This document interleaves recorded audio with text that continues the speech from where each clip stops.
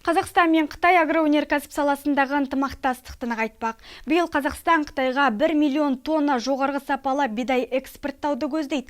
Ауыл шаруашылығы министрі Ербол Қарашөкеев бастаған делегация сапар барысында осы және өзге де мәселелер талқылады. Делегация Шыңжан-Ұйғыр автономиялық ауданында өңір басшылығымен кездесті. Жергілікті инвесторлар Қазақстан аумағында ауыл шаруашылық өнімдерін өңдеп, кейін Қытайға экспорттауға бейіл. Делегация Бейжіңде импорт саласындағы жетекші мемлекеттік компаниялардың басшыларымен кездесті. Қытай кеден қызметі басшылығымен бірқатар мәселені талқылады.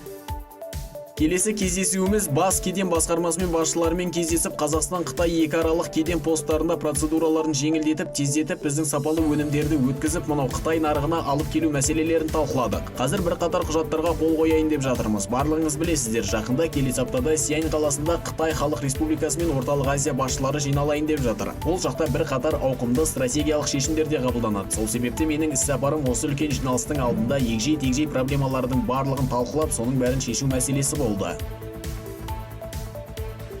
Қазақстан делегациясы ауыл шаруашылық саласындағы ірі бизнес өкілдерімен де кездесті. Форум барысында министр еліміздің агроөндірісі жөнінде және осы саланы инвестициялау мүмкіндіктері туралы сөз қозғады.